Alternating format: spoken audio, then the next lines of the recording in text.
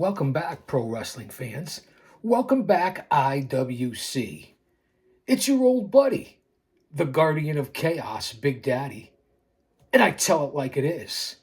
I'll say that to say this. Coming to you live to tape 25 feet below the surface of the earth, here for another episodic YouTube adventure on Guardian of Chaos, the YouTube channel for Chaos Corner. We have a lot of news and notes and results to go over here on a Tuesday morning, early, coming out of WrestleMania 41, nights 1 and nights 2, followed up by Raw after WrestleMania. So I have the results. I'm going to give some comments, my thoughts, my opinions, my viewpoint. And I think I don't deserve to give you my opinions, but I fucking earned it. After 30 years in this industry as a pro wrestling manager who took the fucking bumps. One man, unique, unedited, unscripted, raw dog for you, the fans.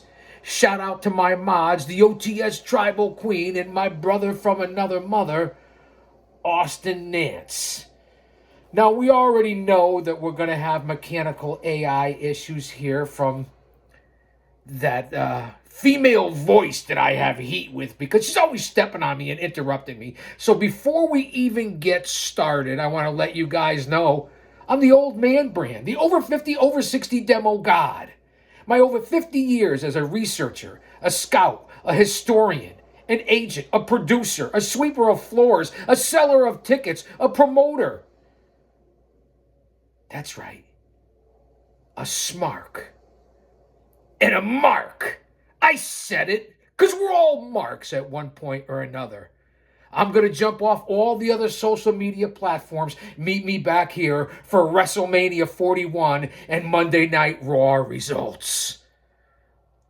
Speaking of other social media platforms, follow me on Twitter, aka X, at Big Daddy GOC. And the GOC stands for the Guardian of Chaos. Obviously, right here on Guardian of Chaos, the YouTube channel. And if you want a more personal touch, follow me on Facebook. I have 2 accounts. That's right, there's 2. J Brony, just like it sounds, J Brony. For all you jabronis out there, but no offense, man. Kayfabe, what I say. And then to even be more personal in the exclusive follow-alongs with the GOC, you can also find me on Facebook at Prodigio Fidelis El Guardian. That's right, I'll say it again. Prodigio Fidelis El Guardian. All right, fans, let's jump right into it. Much love and respect for everyone that's here. Drop an elbow on that like button, subscribe, share, leave a comment, especially when we go on to Premiere Chat or whether you catch us on the replay. Shout out to my regulars. I already said Austin and the OTS Tribal Queen. There's also my brother Hooligan. That's right, Hooligan. And Big O, Otis Gaming. Of course, the Midmo Smark, Future, Kratos, Funny Rob Bebe, a.k.a. Hoodie Rob Bebe, the Scripps Wrestling Federation, and all my other brothers out there, including the one and only Professor Rick Del Santo at the Rick Del Santo Show and Pro Wrestling Wire. Don't forget my brothers, Hollywood, Comic Book Bob, and Here's Johnny over at the Wrestling Council. And then, of course, there's the major leagues of podcasting, because this isn't a fucking podcast, this is a show. Shout out to my boys, JD from New York over at Off the Script, and his co-hosts, the Salamonster and the Chi-Town Smark. And of course, I keep saying of course, there's the OGs of this space, this industry, this business, if you will. And that would be Don Tony. The Don Tony and Kevin Castle Show, DT and KC. Rest in peace, Kev. Those are all the different shows that you're going to want to listen to and follow on here. And then there's, of course, Kevin Castle's older brother, the man, John Draper. Don't forget Mish and Joey and the boys over at the Wrestling Soup. And there's a whole bunch of others. And the number one show that I listen to is Jim Cornette and Brian Last. So whether you like it or don't like it, I mean, you can change the fucking channel. I mean, no offense, man. Lighten up. Always remember, in order to get respect, you have to start with respecting yourself. Once you do that, you open other people's minds to respecting you. Because there's three types of people in this world. Those who don't know what happened, those who wonder what happened, and people like the GOC Big Daddy that make things happen. Stay mentally, emotionally, physically, and spiritually fit. Because if he's for us, no one can be against us. And there's a lot going on in this world. From crime to illegal immigration to all the activists out there that have their head up their ass. No offense, man. The environment, which is out of control with tornadoes and hurricanes and floods and earthquakes and the winds. We can't control any of that. Wars, rumors of wars. There's a lot going on, man. So pay attention. I'm here for a temporary distraction, a much-needed stress reliever, not only for you, but for me as well. So now that we've got the opening monologue, I don't know, we're about 7 minutes in on the opening monologue. Let's jump right into night 1, night 2, and Raw after WrestleMania. I won't go too long here. I'll try to keep this to a half an hour, 45 minutes. Stay with me. I think you're going to have some fun. Obviously, and I keep saying obviously, so every time I say obviously, have a sip off your sugar-free Red Bull, your coffee, your tea, your water, and it's got to be 5 o'clock somewhere. I don't know, in Japan, Australia, I don't know, it's 5 o'clock somewhere. Take a shot every time I say obviously. Hey, I'm a CSB graduate and award recipient, and started off at WLNV 90.1 FM as my internship as a 16-year-old. That's right. Motion detected at front camera. I told you she'd be here. Motion detected at front camera because Big Brother's watching. We know what's going on. Stay steadfast. Use your own discernment. Surround yourself with like-minded people. I'm off on a tangent here, so the opening monologue is probably going to go 10 minutes. Take a swig. Take a shot. 5 o'clock somewhere, man. Weren't we talking about my former internship and CSB and my radio career, which I really wanted to, so it wasn't really a career. It didn't go where I really wanted to, but it's helped me here on this show, on this channel. And of course, in doing color commentary and play-by-play, especially from my home down at Paradise Alley Pro Wrestling. Go out and listen to Power and Glory, the podcast. You won't want to miss it. Paul Roma, Emir, and Mario Mancini. Power and Glory, the podcast. With the owner, Mario Mancini of Paradise Alley Pro Wrestling. And of course, our head trainer, Paul Roma. Roma Nation and Mancini's Maniacs on Power and Glory, along with the master, Emir. The guy's jacked, ripped, shredded, buffed. Like shredded wheat. Check them out. And there's also, they have a secondary show too. Hey Roma, hey Roma, hey Roma. What is this, an echo in here? Roma Nation, Mancini's Maniacs. This is for you.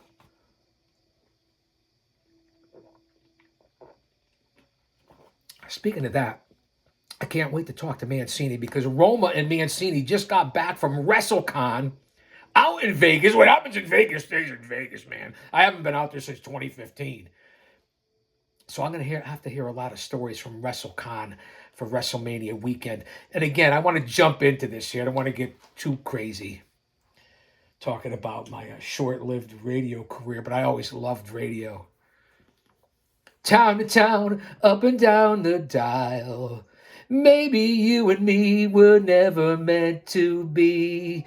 But baby, think of me once in a while.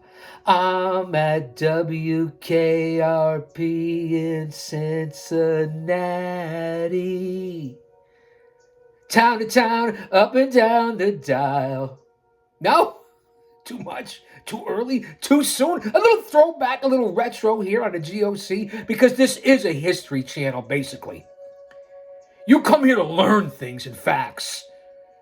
So you're better off when you walked out of here than when you fucking walked in here. So you could hold an actual conversation at your next venue or sporting event or family gathering, picnic, barbecue, the holidays, a pub, a tavern, the water cooler, wherever it is that you hang out, man.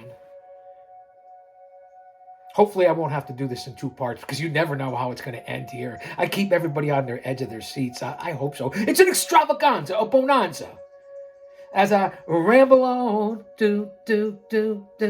sing my song. Yeah, yeah, yeah. I'm going to ramble on.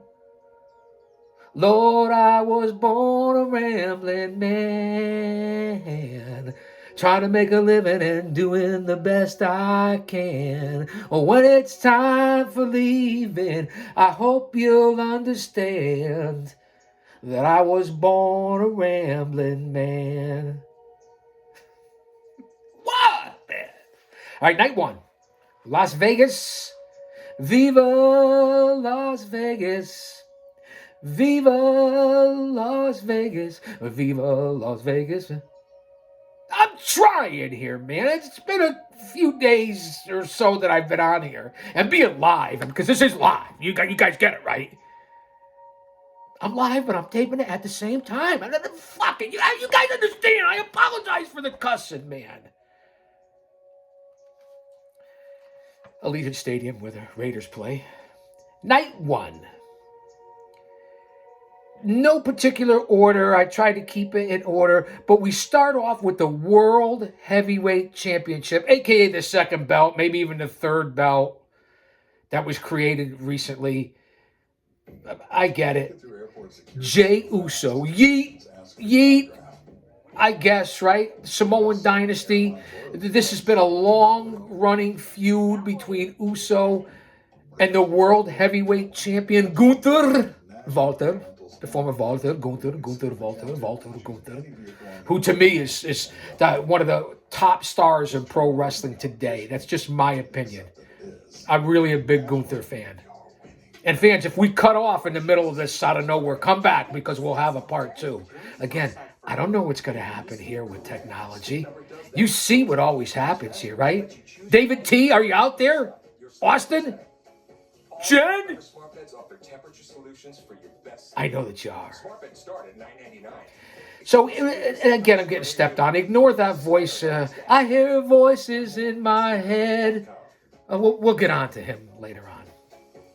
So Jey and Gunther, not a bad match. This is, I don't know, the 4th or 5th time they've meeting, and Gunther has gotten the best of them. And we know leading into it and the promos that Jey has been talking about, he's no longer afraid of Gunther. A lot of people saw this coming. Me personally, I didn't agree with it.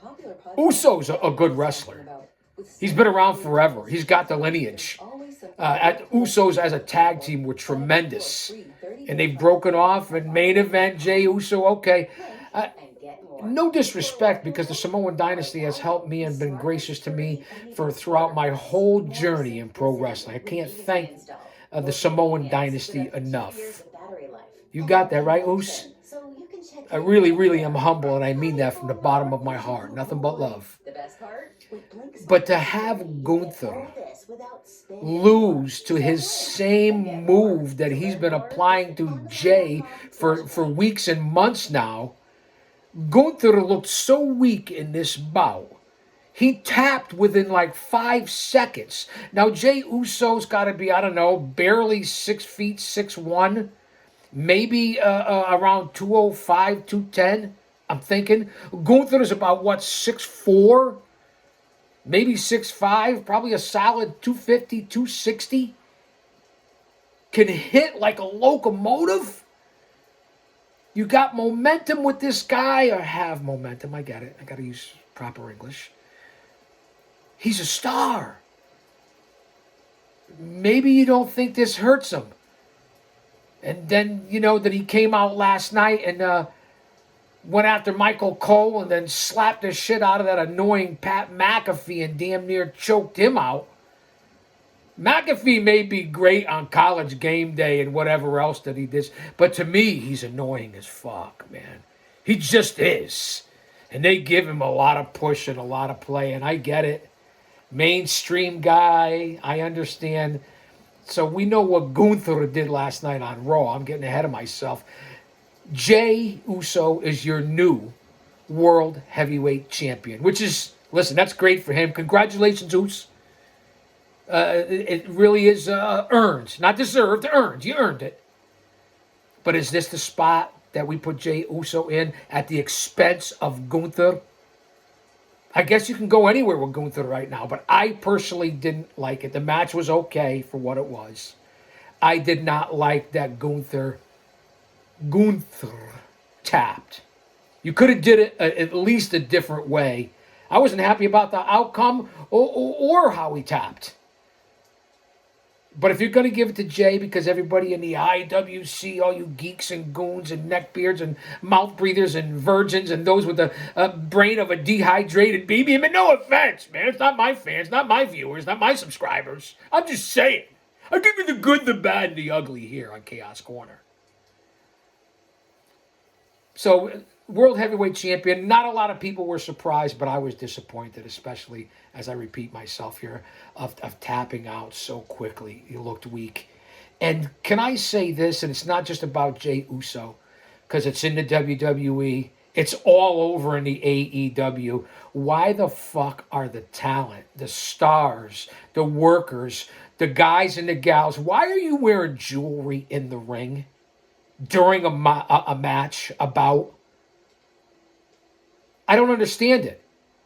I was in this business for 30 years and been on a journey for 40 years.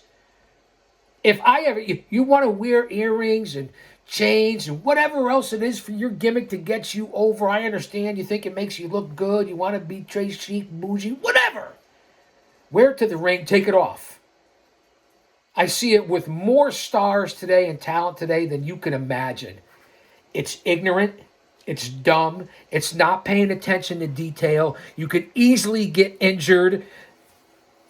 And when I was managing, especially with the stars and legends and heroes and young lions and veterans that I worked with and villains and being heel 90% of my career in my stable, I'd use it to choke you out.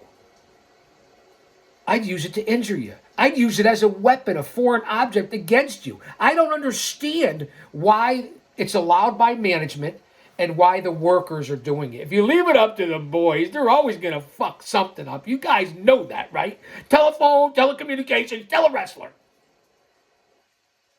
All you got to do is watch Dark Side of the Ring, and you understand what a lot of this business is about. And I'm not saying yesteryear, today, the future, the past, the present, whatever it is.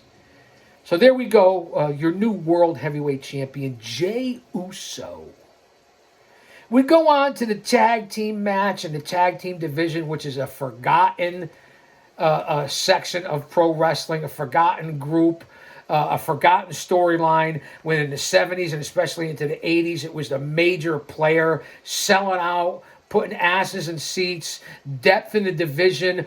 Unbelievable how tag team wrestling had dominated as important as singles wrestling. Sometimes more important depending on the organization, the time, the territory. The New Day pin Ivar. Actually, it wasn't Kofi. It was the other guy there that plays the trombone, Shorty, whatever his name is. He pinned Ivar. So now, for the umpteenth time, the New Day is your new tag team champions. I didn't think much of the match. I don't think much of math either. I failed it twice in college, non-credit, and then had to take it for a third semester before I finally passed it in college, 3 semesters. Put that in your pipe and smoke it. New Day never took advantage of Big E in the heel turn. He's been persona non grata. I don't know why. That kind of gave him a little momentum because the Bootios and all that stuff. And it's a new day. Yes, it is. It's all been played out, and especially since Big E had gotten injured, accidentally injured, obviously. Kofi's been a former world champion. Let's move on from the New Day. And again, you breathe, put some life back into him, put some breath back into him as the heel turn with Big E, and then he wasn't used. The War Raiders were okay. Their gimmick were being Vikings. I mean, I thought they were okay enough as a tag team, but there's nothing in this division. The Motor City Machine Guns. Are you going to put the Lucha Brothers back together? The Creed Brothers I really like, but what else do you have? Bueller?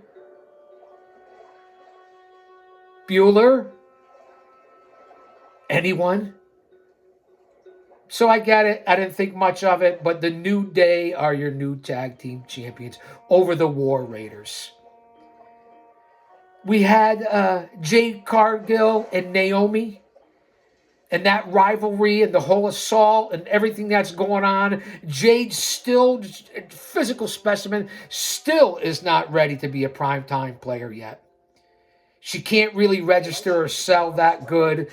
Naomi's been around forever as the glow gal, and now it's nice as a heel turn. I think it's needed for a career because she was very bland for a while after, being an entertaining athlete.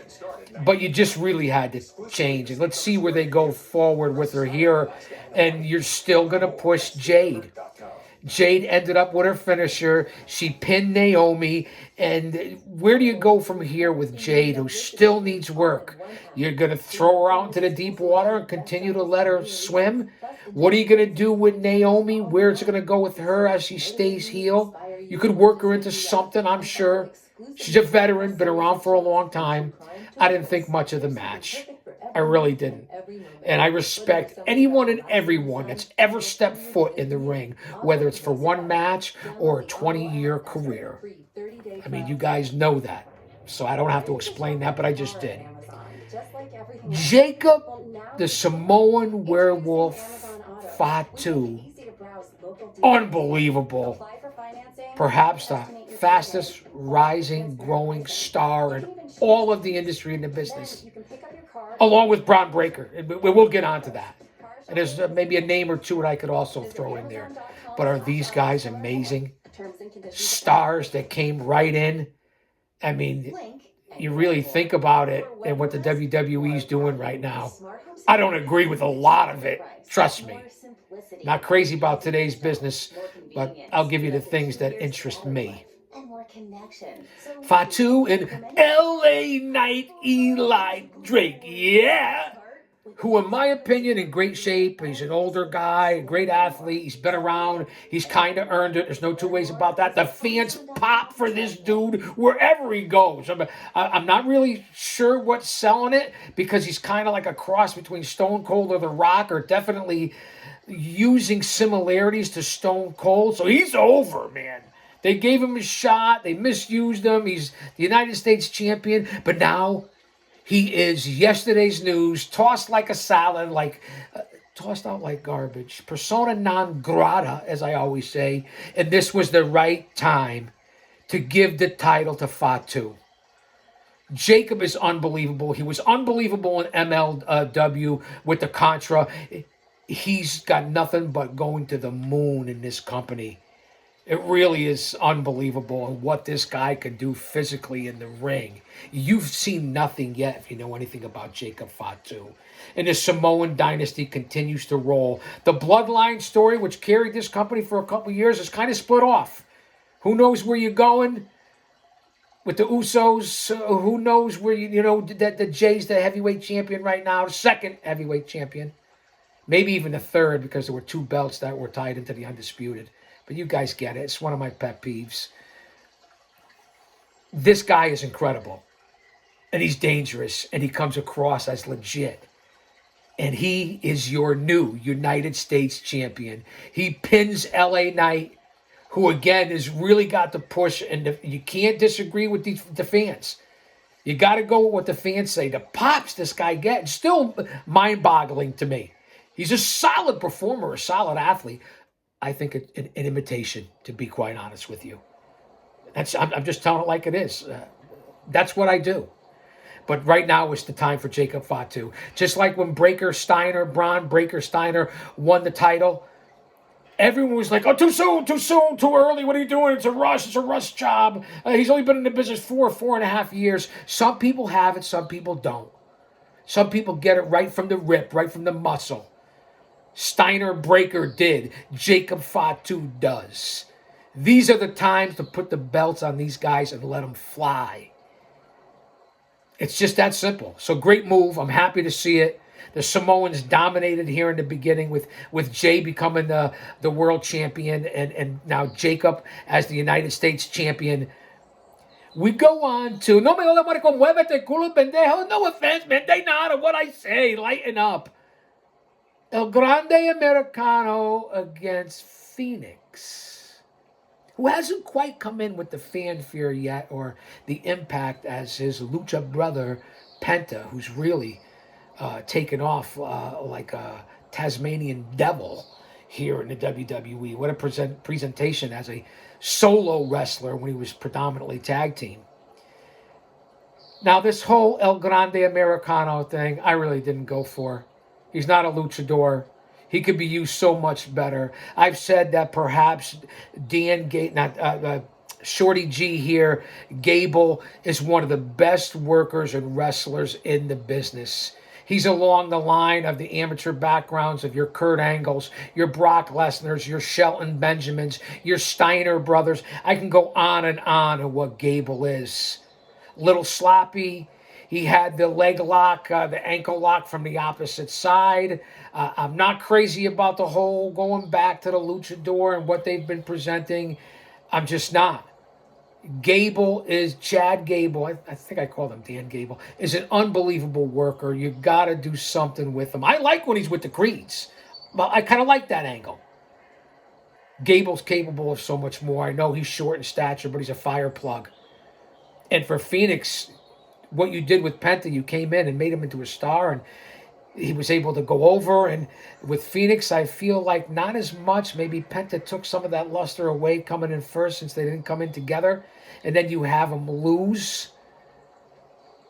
So wasn't crazy about the match from two incredible athletes, two totally opposite styles of pro wrestling. And I'm a Gable fan. I wasn't when he was Shorty G and all that other stuff, and with Otis, and I thought that, and then with the Wyatt sickos, whatever the fuck they were, I thought that was all garbage. Get this guy in the ring and he could work. So Gable goes over on Phoenix in a lackluster bout. I'm not poo-pooing everything here. Then we had Tiffany Stratton, the reigning women's champion, against the newly returned, or at least recently over the last month or so, Charlotte Flair. Some people say perhaps one of the greatest women wrestlers of all time. I can't disagree with that. She's had way too much surgery. That's not my choice. It's not my judgment. It's made her look different. She's very thin, like a beanpole, kind of like olive oil from Popeye. But there's no denying she could work. There's been alleged heat between these two.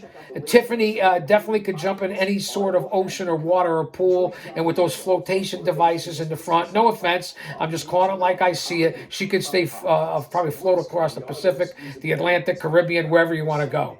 She's a good worker, future star, big in this women's division, which is very, very deep, and the depth is unbelievable of the WWE women's rosters. Again, they could have their own show on a Thursday night for an hour. And the way you feature it and take so much away from the whole show and from the men's grappling. You could intertwine the two. Why not get like Women of Wrestling, wow, which my granddaughter loves. Why not have a women's show?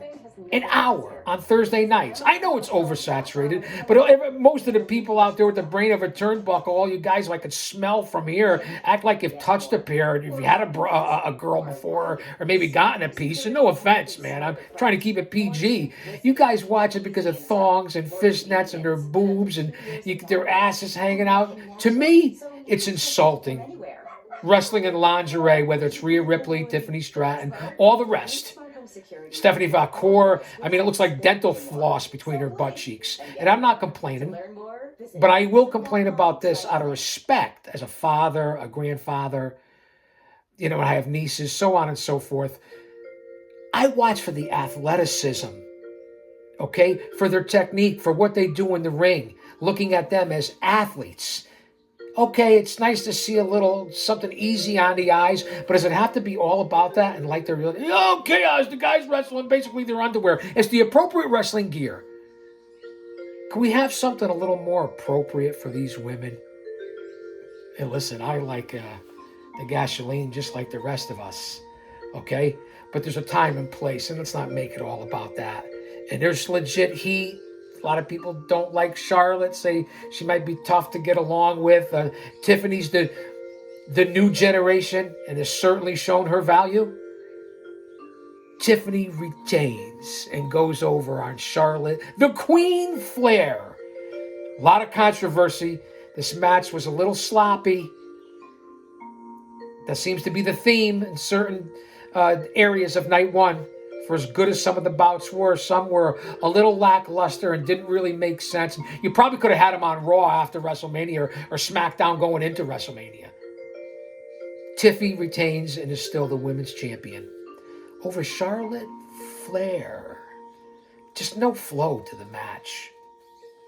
We go to the main event. Seth the Freak Rollins, who changed his outfit on the way to the ring somehow in the dark or whatever. I don't know. I thought they lost power. Maybe didn't pay their bill out in Vegas at Allegiant Stadium, which could very well be true with what's going on in Vegas. I mean, I'll just say that to say this because I tell it like it is. Against CM Punk, it's clobbering time, man. Like Mussolini and Gandhi, or is it like Mussolini and Kennedy? That's the cult of personality, the cult of personality. I think I'm getting a little bit better here at this non-scripted karaoke on the whim, impromptu, just like this channel, just like these shows. That's why I can't thank you enough for being here. Stay to the end, man. I'm going longer than I want. Maybe I'll break it up into night one, then night two, and we'll take it from there. So don't go anywhere. We're about 33 minutes in. CM Punk and, of course, the OTC, the original tribal chief, the head of the table, former heavyweight champion Roman Reigns. A three-way dance for the ages. And of course, Heyman came out with Punk. It really was something. He's managed not all three. I'm getting ahead of myself. Punk and Reigns calling into favor. Huge part of the bloodline. The Heyman hustle. He's been around forever. Give this guy credit.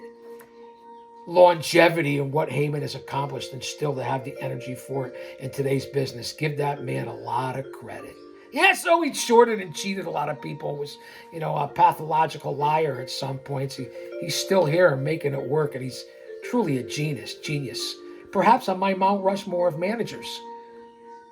Can't take a bump to save his fucking life, though. He never really could, even though he did. All the way back to Paulie Dangerously and his announcing and, breaking his way into Madison Square Garden as a kid, the story goes. This three-way match was unbelievable. Tables were used. Chairs were used. Buckle bombs were used. The announcer's booth, both Punk and Rollins got tossed and power slammed through the announcer's booth by Roman Reigns. And what have they done with Roman lately? He's been on again, off again. I get it. You can do it in this day and age. It's not about the money and the miles. It's just about the money. So work smarter, not harder, I guess. I'm a traditionalist, an OG. But I get it. Where are you going to go with Reigns since the whole bloodline thing is on the back burner right now? That's what I was thinking about. Punk finally got what he wanted. The main event. This is basically, I would want to say, for maybe a number one contenders match for the unified title or the World Heavyweight Championship. If there's a draft coming up or not, who knows? Usually happens. But what about and the turns and twists in this bout, and Heyman, whether they throw in the steel chair at one point, whether does he slide it to Punk, does he slide it to Reigns? Decisions. Oh, what a tangled web we weave when first we practice to deceive. And that's Paul Heyman, a snake in the grass for sure, a weasel, a rat, whatever you want to say. But it's working and putting asses in seats. So that's for sure. This was an incredible match that went all over the place. All three men, from Rollins to Punk and Reigns, worked hard. I'm impressed with Rollins. I was never a huge fan of his, but there's no denying his talent and what he's done over the years and how he stepped up his game. Punk has come in and been on fire since he left AEW, and I stand with Punk. And I wasn't a huge fan of his back in the day, 10, 15 years ago in his run with the WWE. Respected him, but it wasn't really always my style. I have grown to respect, and I stand with the way he's being presented, and I just hope he stays healthy because he looks great. And the fans pop for Punk like nobody's business. That's right, pops for Punk. He really still gets it done, man. And just the different spots. And then the nut shots. Singing soprano, that's my nutcracker. The nut shots were used a lot at WrestleMania 41. And for Heyman to give an accidental, but yet not accidental, turn on Punk and give him a nut shot. Get in and begs off to Roman. You think that's it, they're back together. And then gives a nut shot to Reigns. And then he teams up and comes around with Rollins. The foot stops, the curb stops, whatever you want to talk about, Rollins worked. Proved his worth in this match. And Rollins is your winner. It's unbelievable. And think about this. Reigns ate the pin. The tribal chief, the Ulafala. Aloha, mahalo. He eats the pin for Rollins. It really was full of twists and turns. It's like driving down Ventura Highway in the springtime, where the lights are stronger, the lights are longer than moonshine. I think I fucked that up. Well, you know what Bully Ray said to me back in the day, right? You've heard the story, but maybe some of you are new. When we were going for the NWA World Tag Team titles in a series of tables matches against Bully Ray, Bubba Ray, and Devon Dudley, a.k.a. Team 3D, the Dudley Boys, with myself and the Outcast Killers, Oman Tortuga and Diablo Santiago, my boys. Yeah, so we lost. Yeah, they got put through tables. Yeah, I took the what's up from the Dudleys. It's another story for another time. Got me backstage because they had a tough time bringing me in over the ropes at one of the shows. I was 330 pounds back then. Said, make sure you jump, make sure you get up there. I'm not exposing anything. Got in the dressing room, Bully Bubba, if you will, said, give Big Daddy 6 spots, he'll fuck up 5 of them. I consider that to be a compliment coming from a 2-time Hall of Famer, a host of Busted Open Radio, still active today, and Busted Open After Dark. Uncle Bully, man. Say what you want, love him or hate him. True story. But anyway, what a match. The double nut shots.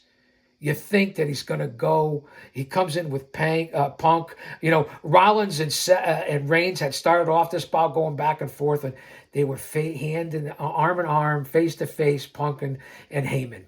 It really has been an unbelievable storytelling, emotional investment on this part and what's happened, especially the way it turned out. I'm a believer in it. It works and it sells for me when a lot of things here in 2025 don't, when it comes to this industry and this business.